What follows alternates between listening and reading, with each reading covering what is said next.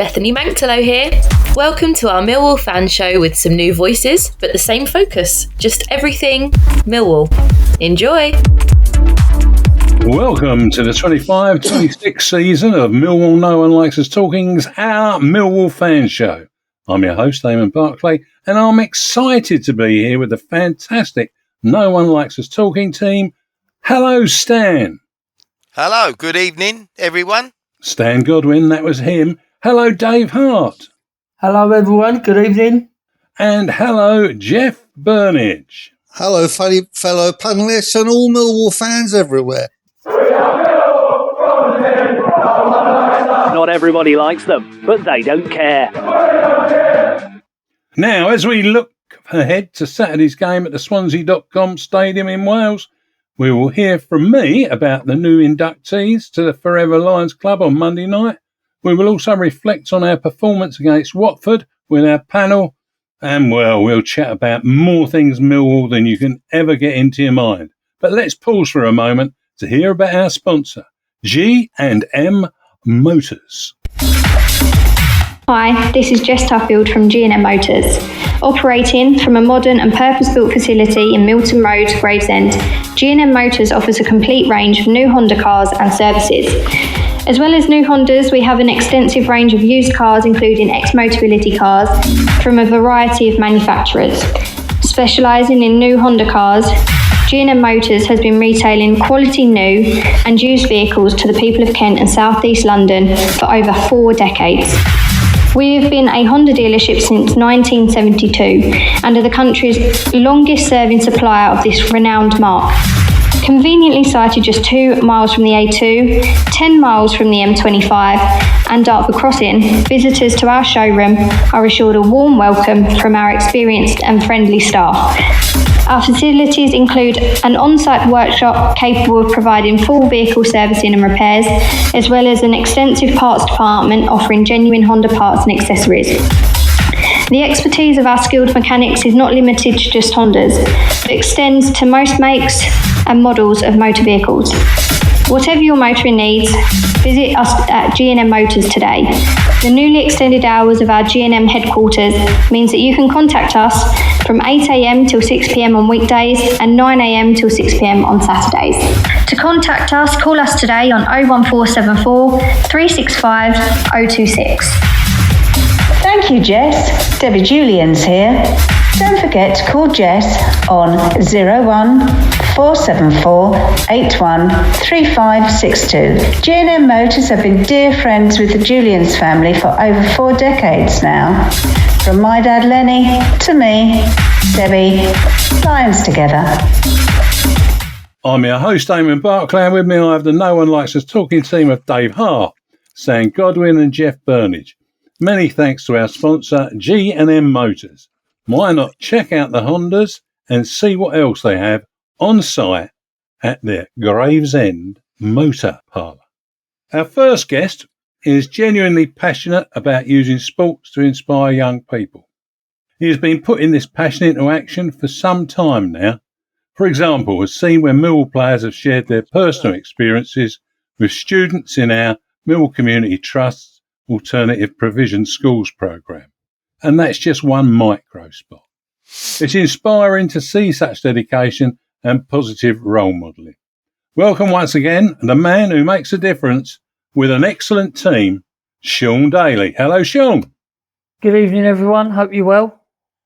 All right, Sean. Evening, Sean. Good evening. Sean, I'm very pleased to hear from you. And good to hear from you, Jeff. Sean, as always, it's great to have you join us again. It's been a challenging week for football, especially for women's football and many clubs, including ours. But during BBC Sports WSL coverage, Farah Williams shared heartfelt memories of the late Matt Beard after his sudden passing at only 47, which shook the women's football community and beyond. As an England Lioness legend turned pundit, Farah knew Matt better than most, having played a key role in his most outstanding career achievements. She was visibly emotional when speaking about him. Matt has always had ties to Millwall, and Sean, given your familiarity with him, we'd love to hear your memories of Matt Beard? Yeah, well, I come across Matt really through his dad. He sort of like came down to Charlton at the time, and he sort of became a very much a pioneer for girls football and helped develop the academy down at Charlton and then go on to coach the women's team. And I think, everyone that worked with Matt knew what just a great, genuine lad he was. Very open to have conversations around football, not just about women's football, but just football in general. I knew his dad very well from the scouting and, his time at Millwall and then coming over to Charlton. And a genuine lad who just loved the passion for the game of football and to see the women's game develop and achieve. And I couldn't believe the news when I woke up on Sunday and heard about it. I haven't spoke to him for about a year now, but every time I speak to him, he had a smile on his face, and it was like just have a chat about football in general, and I told him about me going over to Millwall and like what I was trying to do with like the girls' academy, and he's just a great bloke. It's just a sad time, real sad time. Yeah, very sad indeed. Hi, Sean. Thanks. Yeah, it's Jeff here. Hi, Jeff. Yeah, it was great to hear what you thought about my friend Matt. I saw Southwark leader Sarah King was at St Paul's this week. Sarah King, that's a familiar Millwall name. Her hairstyle and the number 1 on her goalkeeper shirt made me think she was actually Brian King reincarnated. As everyone knows, we've been running St Paul's since 2016 when it opened. I'm very much about, we're showcasing what we do. I don't think as an organisation we harp enough about what we do, because we're just in with it and we just do it because it's the good things to do. So the leader of Southwark changed. Kieran stepped down sort of around July time and Sarah come in. So I emailed her straight away and said, look, I'd love you to come down and see what we're doing at St Paul's.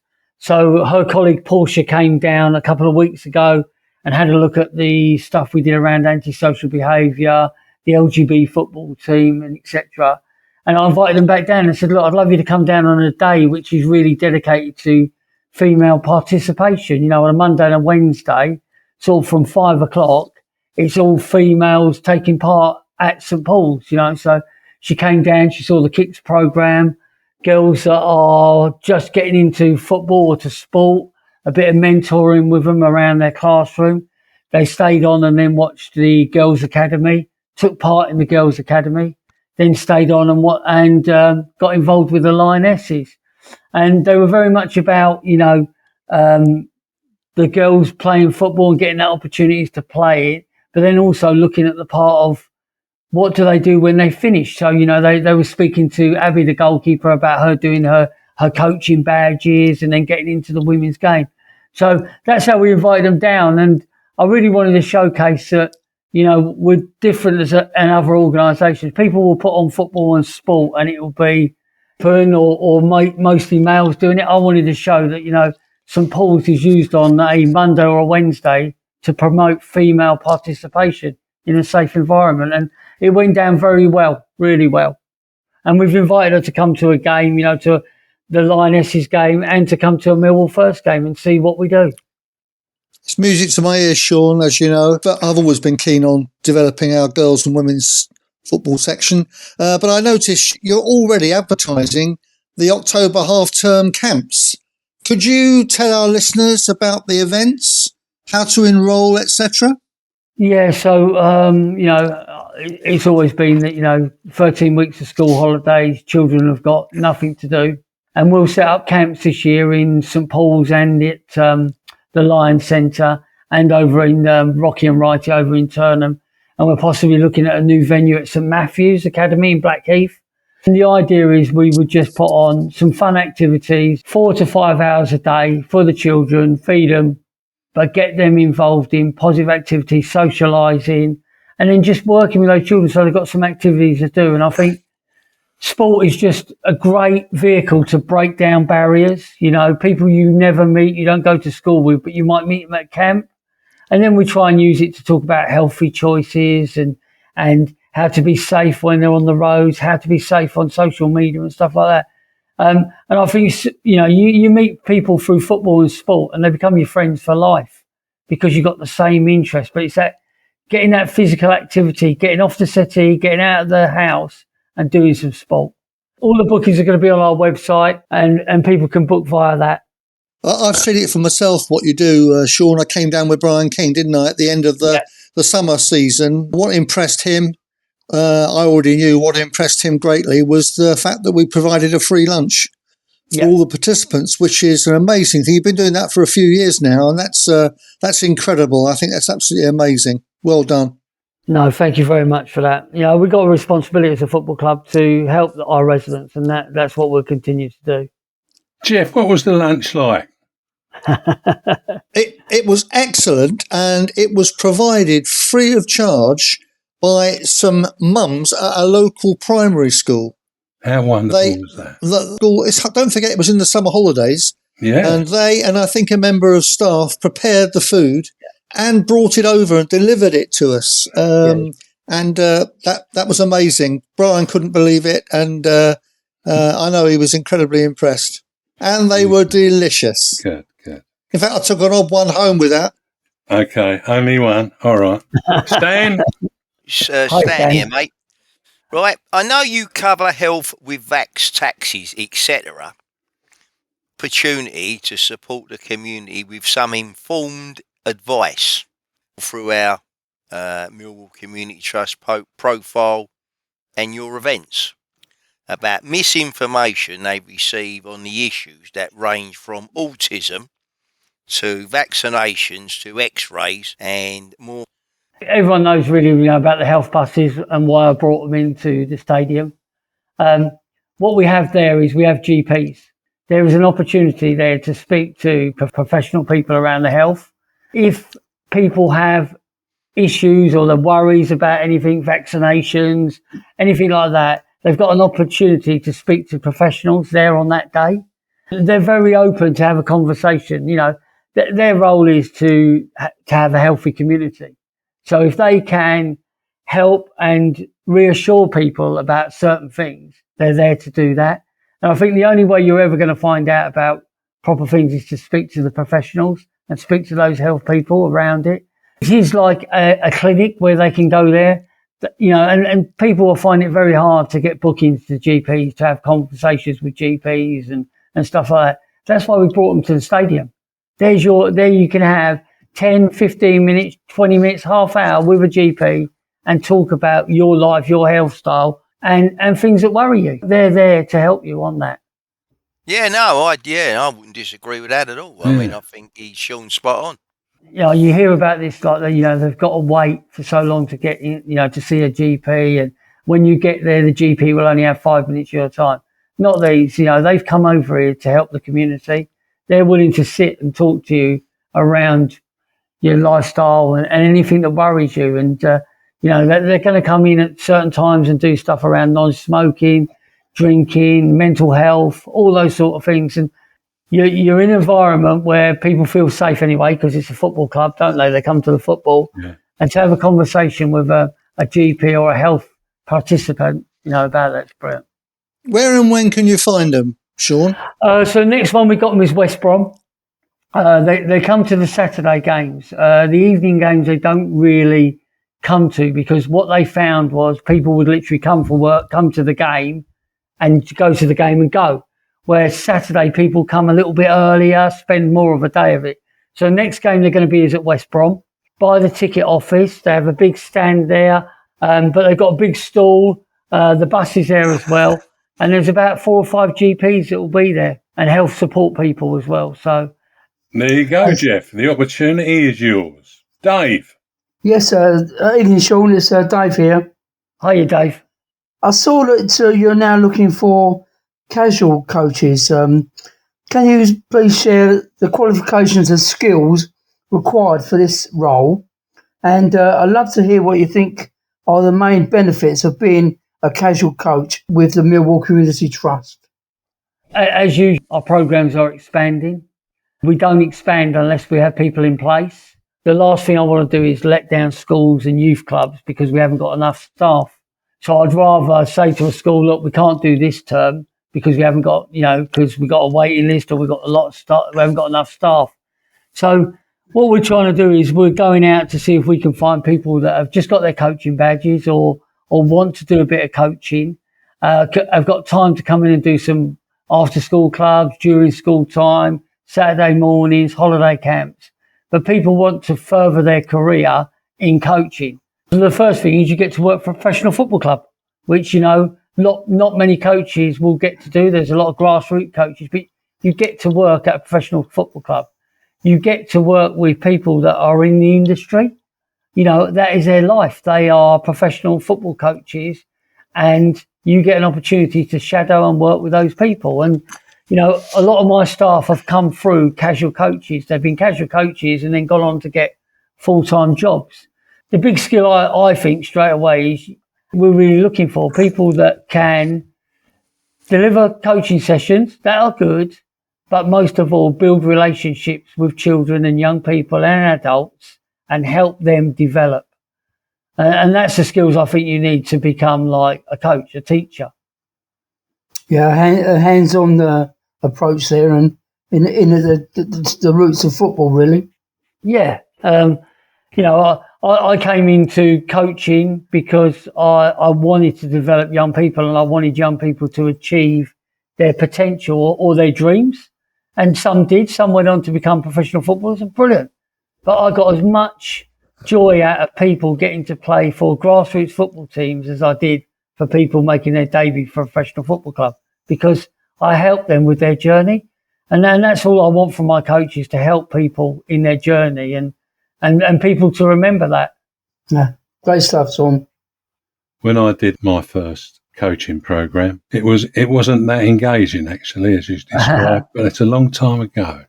Anyway, it's prediction time. It's 3 championship games in Ted's Prediction League. The best score predicting skills of the season will be rewarded. You could be a winner. So here we go, Sean. The first one up, it's Swansea v Millwall. What do you reckon? It's going to be a close game. I'm going to go for 1-0 for Millwall. That's a familiar call, I think. Oh, brilliant. Right. Yeah. Coventry, Birmingham. Is that a derby? Would that be classed as a derby? Well, they're both in the West Midlands, and I can tell you that the West Midlands Fire Service cover both Coventry and Birmingham. So I would suggest it is a derby. And I suggest it's going to be a draw then. 1-1. And Wrexham versus Derby. I'm going to go for Derby to beat them. 1-0. 1-0. Lovely. Well, that's great predictions. Thank you so much for joining us, Sean. Just one quick question. Is there any news about Greenwich Lions Power Chair team moving to their new location at Woolwich?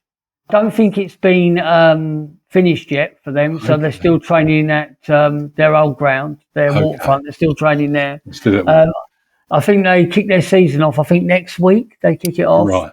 Going to be looking to get a player to go down there in the next couple of weeks to meet the team. Great stuff. Well, wishing you all the best, and of course, warm wishes to your family as well. Bye for now. See you soon, and take care. Thank you so much for all your support. Thank you. Good evening, everyone. Yeah, see you, Sean. Good night, Sean. Lovely to hear from you again. Thanks for that, Sean. See you later. Well, that was good from Sean, and we heard lots there. We heard Sean talk about Matt Beard. Jeff, you've got some thoughts about Matt Beard? Well, like all of Matt Beard's friends, and there are many, I was stunned at the news of Matt's untimely death on September the 20th at the age of 47.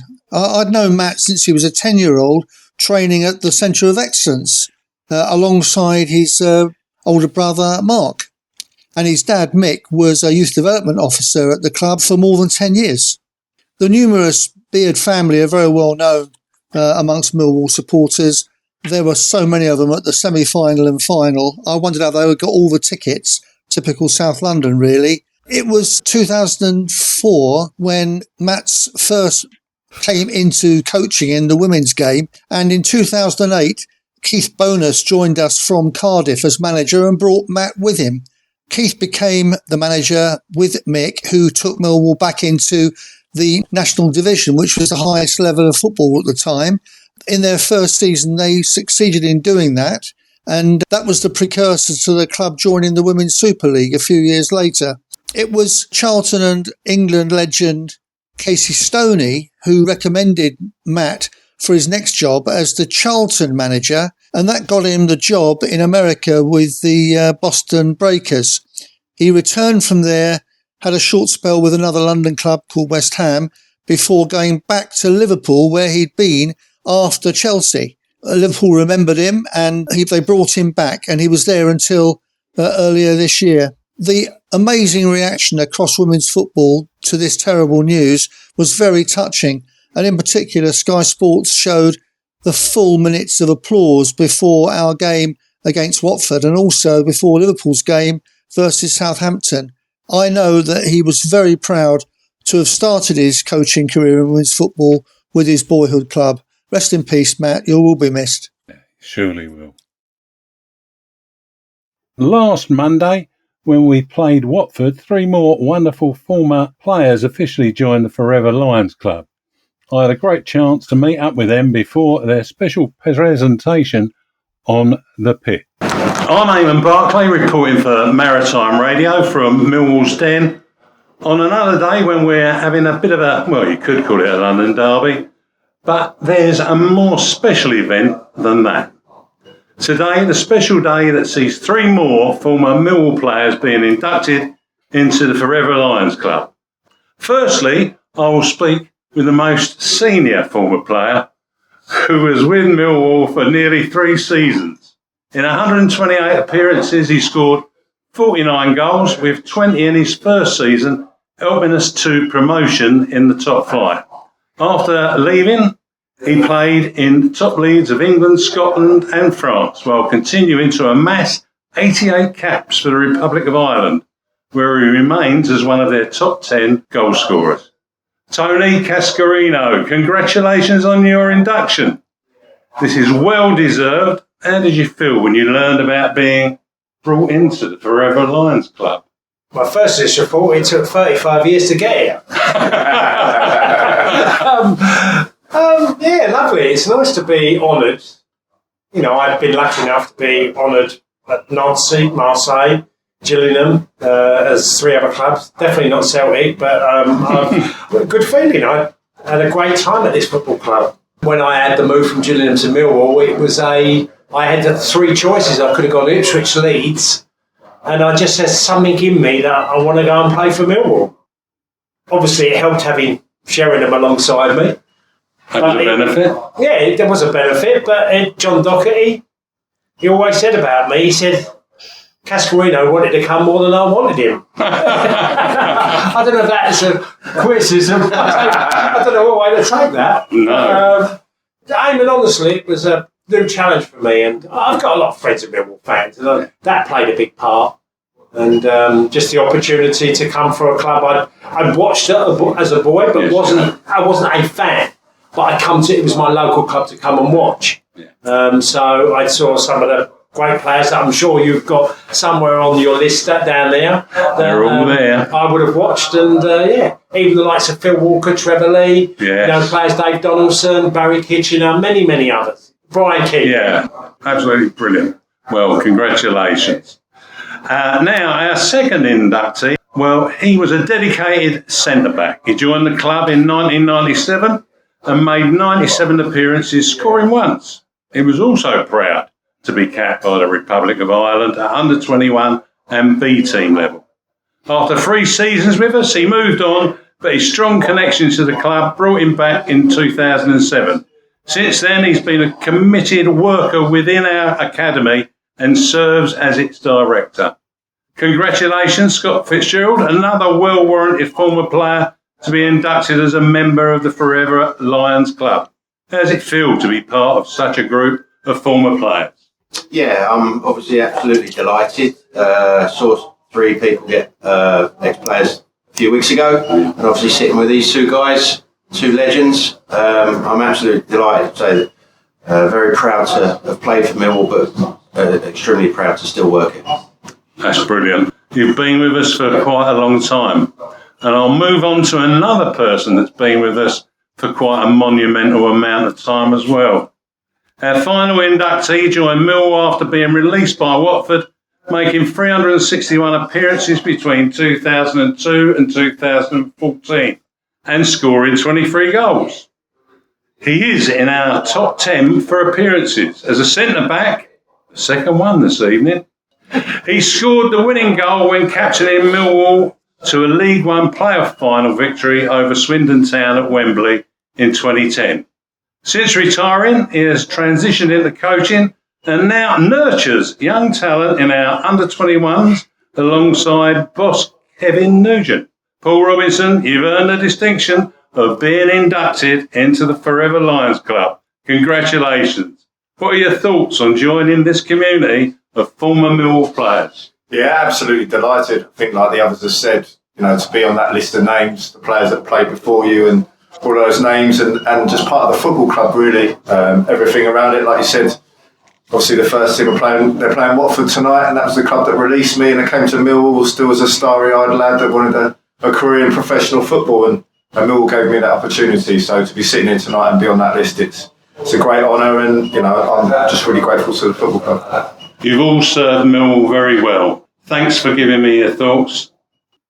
They now join the inspiring first group of Brian King, Les Briley and Millwall Lionesses, Prue Buckley, who were inducted at the Wrexham game, and we're looking forward to more players from the past join us when we play Coventry.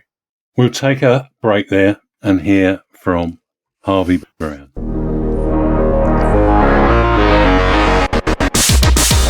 Hi, Harvey Brown here. I am proud of the Lions Food Hub, which is jointly owned by Kelly and Ellen Webster, and they have been supporting families within our community for over 2 years on Millwall match days. If you would like to donate to them, they have a match day donation hub at the SE16 bar at Colblow Lane, end of the ground, where they accept any food or money and toiletry donations. If you can help, any donations will be received with thanks.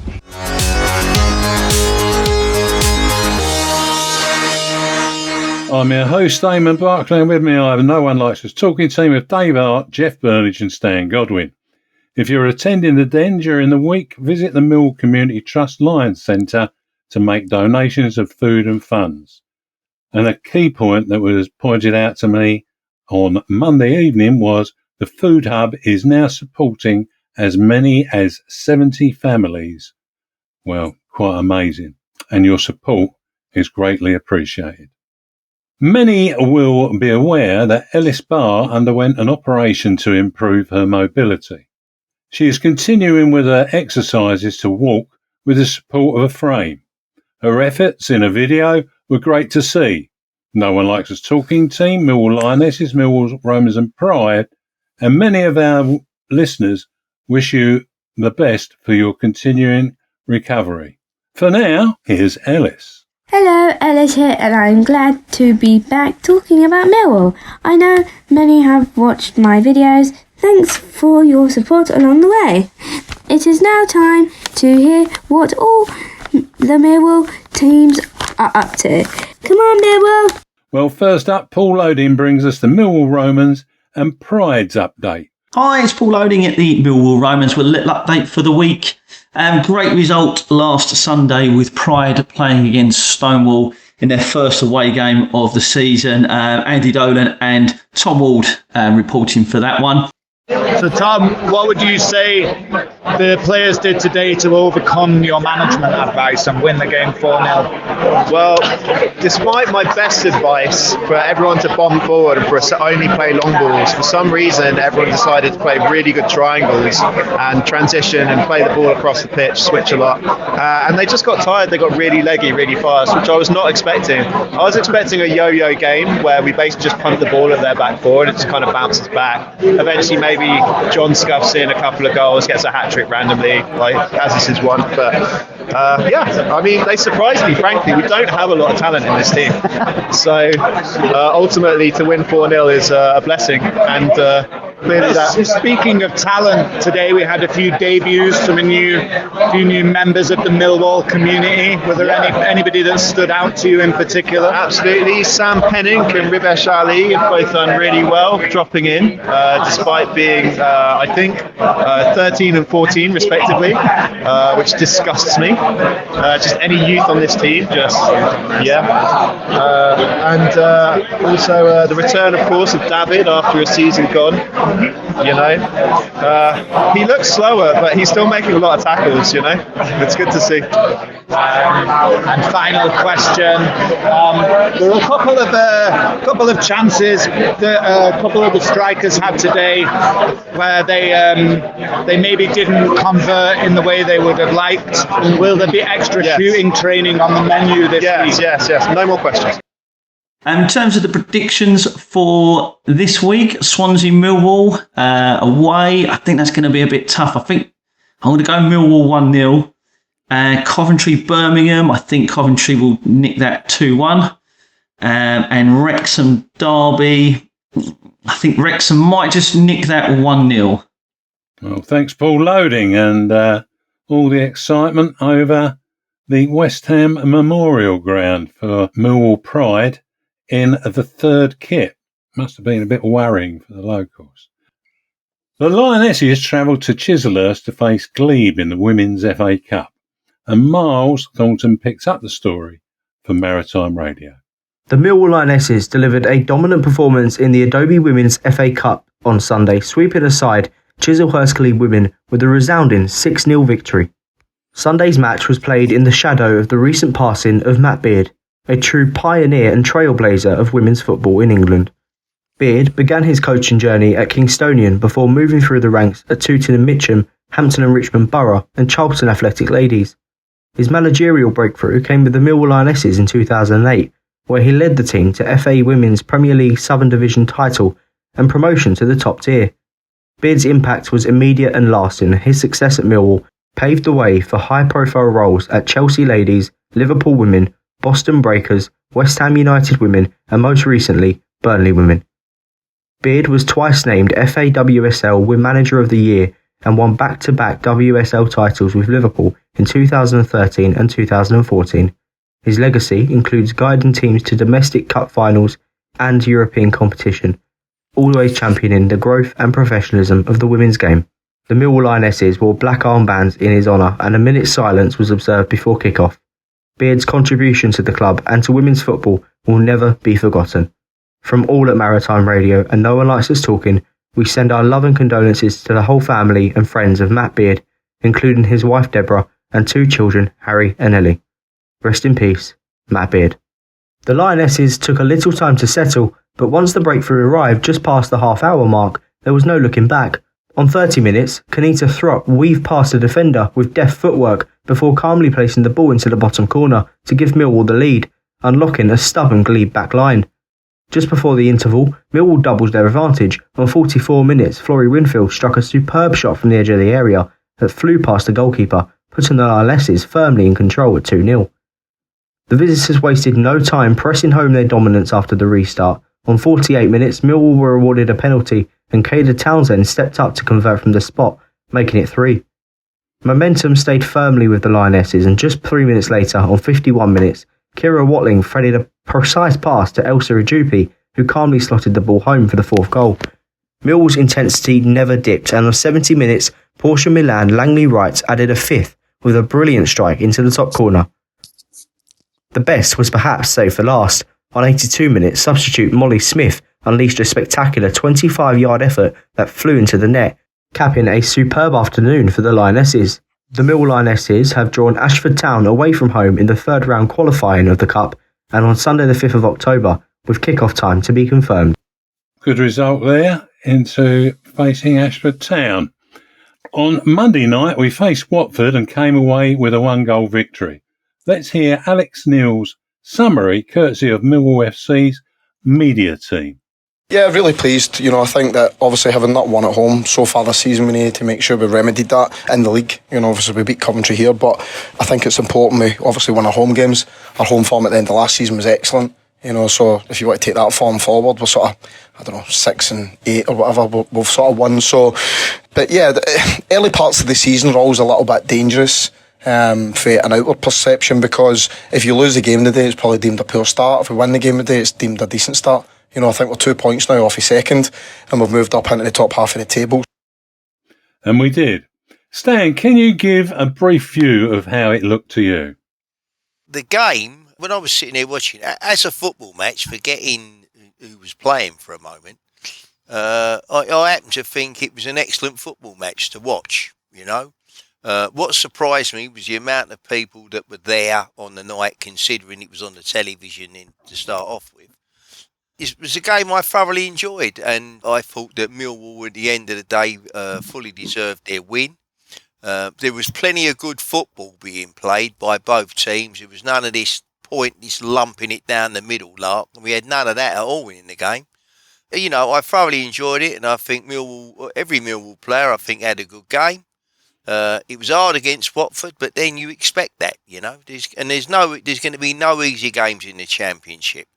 Won the game, and I think we deserved to win it. And it was a thoroughly enjoyable game. Great stuff, Dave. What about that Negley goal? What were your thoughts? Well, to score a goal from a free kick is always great, but to score a goal like that was absolutely great to watch. It was entertainment all the way down the line. As a neutral, you would have appreciated that goal. It's been. I'm hoping that Negley will step up and become as dangerous whenever we get a free kick in or around the area, and take on that role that one of our ex-players who's no longer with us, sadly, John Lyons. Whenever we got a free kick with him in the team, it was a nailed-on goal. So I'm hoping that Negley will step up and step into his shoes and grab a few more goals for us. That'd be good. Jeff, did you think we played well? I did. To win games in various manners, don't you? And I think it was a triumph for the manager, because we went into that game with 5, possibly 6 people injured who would have been in the starting lineup. People like Casper De Noor, people like Femi Aziz, people like Alfie Doughty, and others. Had to find a way of winning that game with people in the side that weren't fit to play 90 minutes. Some 60, some 30. So I think he had a great night, the manager. What I'd like to say, though, is what a great goal by Negley, yes, but what a phenomenal save at the end by Bender to keep out that late chance they had. A bit freakish from that. It followed a corner. He got a fingertip to it, didn't he? Onto his foot and away. So we'd have all felt very differently if we'd gone away with a 1-1 draw. So congratulations to Stephen Bender. I thought we played great, and I'm looking forward to when the manager's got a full squad of players to pick from. That would be good, wouldn't it? Absolutely. At last, a Saturday game at the Swansea.com Stadium. Will it reap the rewards of the past 2 seasons? The place that De Noor scores? Mind you, he won't be available, so we'll have to look elsewhere. Many Swans fans are excited about the summer recruitment. It is one of their best since relegation from the top flight. The buzz around City's market activities is sparkling higher hopes. Among the 12 new players, 12, the standout is new striker Adam Ida, who many of you will know, and who embodies this optimism. Ida, a $6 million plus signing with great potential, is a player to watch, and one that we'll have to watch carefully on Saturday. The Swans have shown strong form at home, beating the Blades and earning draws with Watford and Hull. Mind you, we beat Watford. They narrowly lost their latest match, away to Birmingham by 1 goal. After our disappointment of losing at home to Wrexham, we have shown our mettle away at Charlton and Palace. We have also won at home at last. Can we continue with our excellent away form? Given our recent results, you might expect our odds to be close to Swansea, particularly as this is already a mid-table 6-pointer. However, the odds for Swansea to win are 11-10, a draw is 2-1, and a win for Millwall, well, it's almost 3-1 when I looked this morning. These odds suggest a tough challenge for us in Wales. So, team, is it a home win or something else? What are your predictions? Jeff? It's always nice to forecast a Millwall win. I think this is going to be a game with not many goals. And my head, rather than my heart, tells me Swansea 0, Millwall 0. Okay. Dave? As Jeff said, it's always going to be a tight one. So I think we might nick it 1-0. Okay. And how about you, Stan? Well, I agree it'd be a tight game, and I think we would win by the odd goal. So actually fancy 2-1 myself. Okay. Well, I'm going for a 0-1. But how do we see the other two games going? Well, I'm going to go first this time. I'm going to get in there and not be confused by others' views. And I'm just going to say Coventry 2, Birmingham 1. And Wrexham 1, Derby 0. Stan? Well, I'll go for the Coventry-Birmingham game, and I think it will be a draw. Okay. 1-1, I think, with Wrexham and Derby. Mm-hmm. I fancy a Derby win, 1-0. Okay. Lovely. Thanks, Stan. Right, over to you, Jeff. This is a big derby. I know Birmingham have got real rivalries with Villa and West Brom, but for some reason, well, for some obvious reasons, they've had to share at Coventry, didn't they? Coventry had to share at Birmingham, and it's a tough game, that one. I'm going to go for a narrow win for Coventry, given home advantage, 2-1. Thank you, Jeff. And what about the Wrexham game? I find that very difficult. I got a feeling that Wrexham might come unstuck. So I'm going to forecast Wrexham 1, Derby 2. Okay. Dave? The Coventry derby. I think Coventry will grab the spoils on that 2-1. Okay. And Wrexham, I think, will be home 2-0 win. Yeah, there you go. Well, that's the only Welsh riding high score that I've heard this evening. But there you go. That's life. Great stuff, guys. Wonderful. We also have a prediction from Nick Wythe of the Facebook Millwall Sicily site. So let's hear what Nick predicts. Hello, everyone. Swansea 1, Millwall 2, Coventry 0, Birmingham 0, and Wrexham 2, Derby 0. Thanks. Well, thanks, Nick. It's great to have you on there, and your views are well appreciated. And Dave, while you're here, thank you for collating the results and producing the table. We need a substitute for when you're on your holidays. I'll say no more. Our second guest spent a significant portion of his career at Millwall Football Club across 4 spells. He made his senior debut for the club in April 2003. He ultimately departed Millwall for the final time in January 2018. He remains in our top 20 of all-time appearances, having started 300 games and played as a substitute on 22 other occasions, scoring 9 goals. Well, let's all say the man who you obviously are aware is here. Hello, Tony Craig. Oh, good evening, everyone. How's things? All good? All good here. Thanks, Tony. Yeah, good, mate. Jeff here, Tony. It's lovely to speak to you again. There you go. It's a pleasure to speak to you, mate. It's always good to have you on. You're right there. Brilliant. Tony, it's been almost a year since you last joined us as a guest. I understand that you may have just finished coaching tonight. Where does that happen and how's that come about? Just started a company called Elite Performance.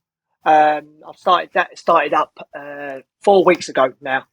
It's one of them where I've had Alex Warner and Terry Hawke, who are the partners into the new coaching venture, and they've been asking me for years to get involved, but I've always put that on the back burner because I wanted to fully concentrate on my footballing career. Yeah. And it's one of them where I think now that I'm 40 years old, unfortunately, I think I've got to look for the future going forward, and I think it's something which excites me to do and be a part of, and I think it's one of them where there's sort of a gap in the market, I thought I've seen, and because there's hundreds of coaching classes out there for young kids, but I'm just hoping that with the way we've done this model where we sort of concentrate on the technical side, obviously match related side, but this one where we've got SNC coaches involved as well, and there isn't many coaching companies who can offer that sort of service. So it's something which I'm really looking forward to, starting up a business from the beginning, and hopefully it'll be a great success for all three of us going forward. Brilliant stuff. But going a little bit before all of that, what an accolade last season to be sharing the club's Players Player of the Year award with your fellow Talkin teammate, Jimmy Mewett, is it? Yeah, that's correct. Yeah, you pronounced that spot on as well. No, yeah, it's one of them. Last season I played 50 games, so it's one of them. I just love playing football. I want to play as long as I possibly can, as long as the body feels well and I'm doing myself justice. I will continue doing that. But to get the Players Player, I think that's a special one.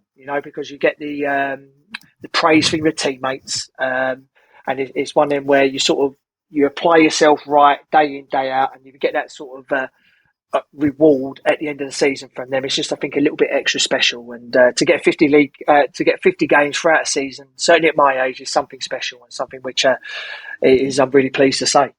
Excellent stuff. As Andy Frampton always said, if we all had the passion to look after ourselves like Tony Craig, wouldn't we be great today? And you're only 40 years young. So I don't. Yeah, I know. But, it's like now football, God almighty, they reckon 30-year-olds are old now, so I must be extinct. Don't mention that to Jeff, will you? Right. Evening, Tony, it's Dave here. Hello, mate. Tony, it's great to tap into your knowledge of the game, but what are your thoughts on the English League adding an eliminator round to the Championship playoffs and increasing the number of participants from 4 to 6? It's certainly an interesting one, isn't it? I love the old school. If I'm perfectly honest, I do like the 4, find it out.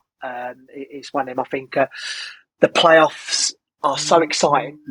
So many twists and turns throughout that sort of 3-week period they're involved. And it just sort of, everyone's challenge is obviously to get into the top 6, aren't they? To try and fight for them playoffs to get up into the promised land. But let's be honest, I think everyone's sort of changing into the American model now, aren't they? I think obviously they have all this playoffs with the NFL, obviously the basketball, and they want to get as many playoff games as they possibly can. And I think it will go through personally. I do, because it gives other clubs opportunities. And like I said, it would have gave ourselves a great opportunity last season, wouldn't it? Where we finished. Oh, yeah. Yeah, so it's sort of the pros and cons with it. But yes, I do love the old school 4 teams only, but unfortunately, I think the way the game's going and the sort of financial rewards and more finances coming into every league, not just obviously the Prem, the Champ and that, but obviously League 1 and 2, I can just only see it going one way, unfortunately. That's with the extra 2 playoff places. Yeah, I can see what you're saying there, and I think a lot of people will accept that it adds another leg to the playoff scene. But would they view could it be viewed as a money spinner? Unfortunately, money talks now, doesn't it, in any business and any sport, and certainly in football it does. And like I said, there's a few more games on the calendar which they can get, and more advertisement coming in, and obviously more TV revenue from the TV companies for the football clubs.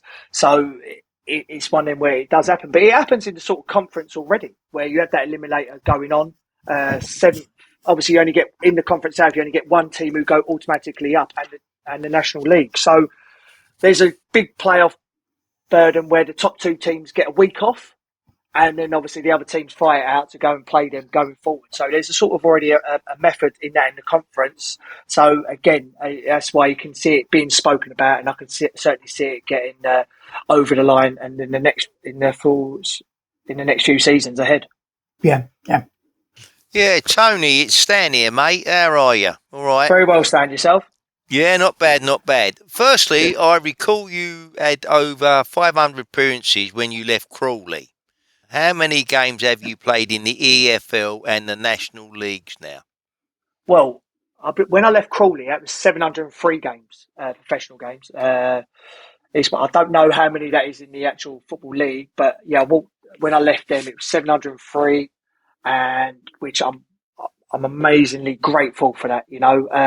As I've said before numerous times, I could only call myself a professional footballer after 50 games. So to get 700 in the EFL, whether that's the FA Cup, League Cup, or the Checker Trade Trophy, as it used to be called, I'm just so immensely grateful for that opportunity and to be a part of this great game. But at Crawley now, I think I've played about 120 games there now. So I'm probably about 823, 825 games. So for me, it's a number which is beyond my wildest dreams. I know that. I'm very fortunate to still be a part of the game and all that, but it's one of them where I've had to sacrifice a lot over the years to keep my body in tip-top shape to continue churning out the games week after week. But more importantly, people don't see behind the scenes what my family have to do and help me out and be by my side in the good times and the bad times as well. Ah, right. Okay. Anyway, most of your coaching qualifications, I believe, when you finally hang up your boots, are you thinking about a coaching role at an academy, a first team position, or perhaps even becoming a pundit? Carl Bates, our match day commentator, speaks highly of your skills and knowledge in that area, mate. Very nice to hear that from Cole. He helps me out on the co-coms whenever I'm lucky enough to be invited down at Millwall to go and do it. It's always a pleasure to be invited back, and it's something, the old punditry is something which I really enjoy doing.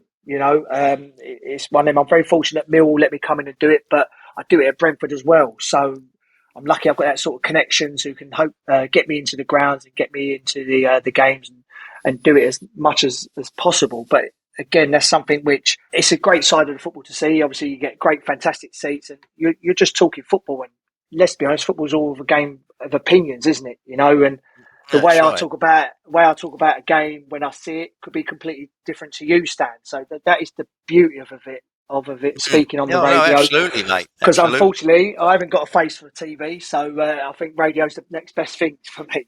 But it's one of them. With my coaching qualifications, I've got my A licence, so I'm ready, prepared in that aspect, thankfully. I'm still fortunate enough to do Monday and Wednesday evenings with the Millwall Academy with the under-16s. Yeah. So something which I really do enjoy doing. I love giving back to this football club, and if I can help in any way with the youth development, I will certainly put myself forward for that. And it's one where in that environment, I sort of I do enjoy it. But I see myself working with sort of the 18s, that's the ones, and go into that sort of environment and learn from my mistakes, because if I go and be my own man, there's going to be mistakes on the way. And I think when you do it at the sort of that age group, you can sort of learn on the job, as the saying goes, and that, because in a first team environment, if you go on your own and be the manager, you only get one opportunity. And if you're a failure from the beginning, it's very, very difficult to get back in. So I'd rather earn my stripes by doing it 3 or 4 years, completely learn on the job. And more importantly, I don't want to jump into a first team environment where I think maybe I wasn't quite ready for that moment. So that's my sort of plan going forward regarding the coaching sort of capacity. Oh, right. Well, I wish you well, mate. I wish you well. Brilliant. Thank you. Tony, Jeff here again. I love hearing you talk about your role with the Millwall Academy. Under 16s is a very, very interesting year to be a coach, isn't it? Yeah, no, we've got some exciting talent coming through. You know what this youth system's like, Jeff. Obviously, you've looked in it from afar and been a part of it as well. So you see the sort of the sacrifices coaches have to make to make these players better.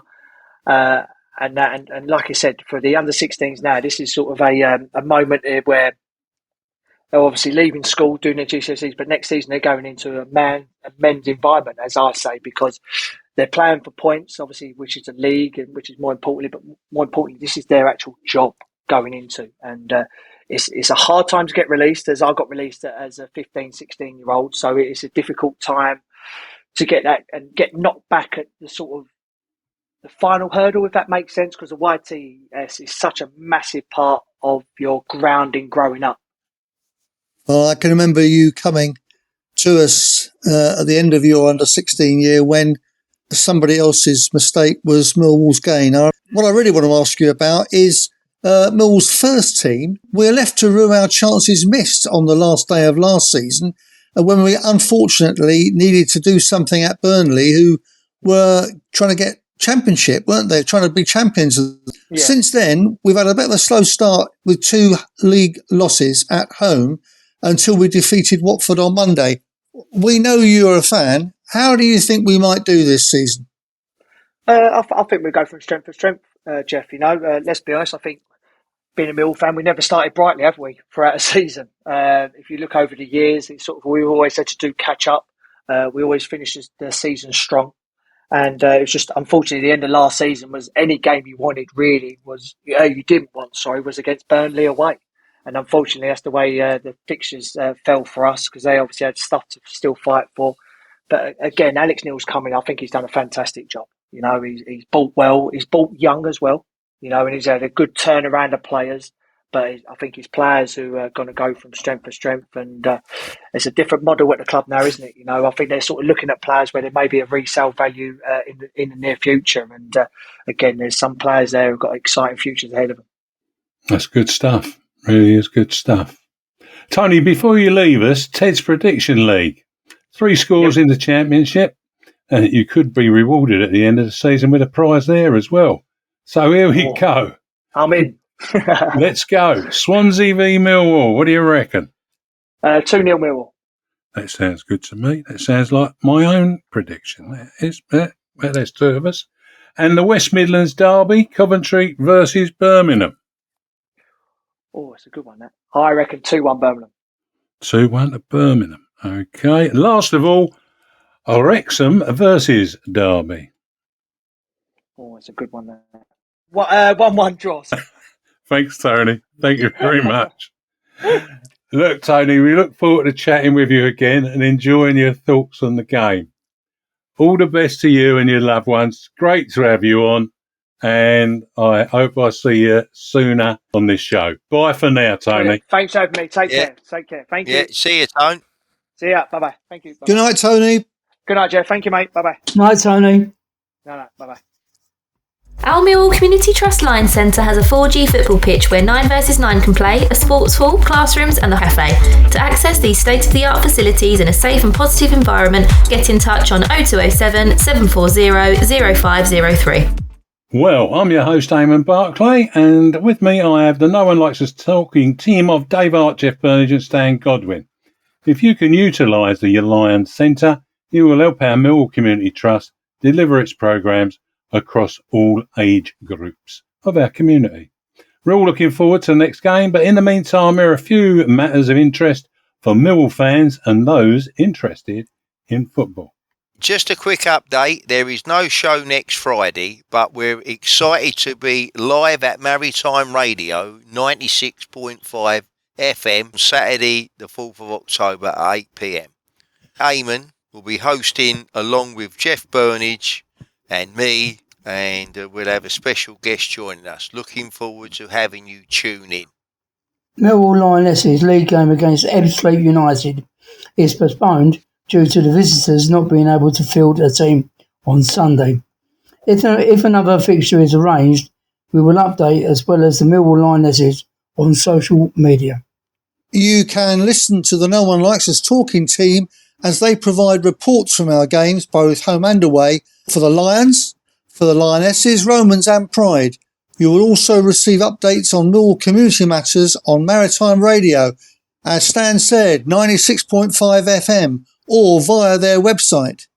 You can also find us on Instagram, Facebook, X, formerly Twitter, YouTube, Spreaker, and all popular podcast platforms.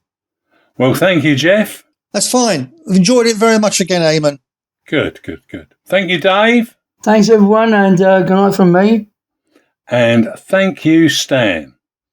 Yeah, and thank you, and good luck to everybody out there listening to this podcast, and let's go for 3 points on Saturday. That'd be wonderful. Tonight we'll play out with the reggae version of Let 'Em Come, as created by our very own Andy Petman. Finally, let's not forget to keep it safe on the streets out there. Let's the best team in London, no, the best team of all.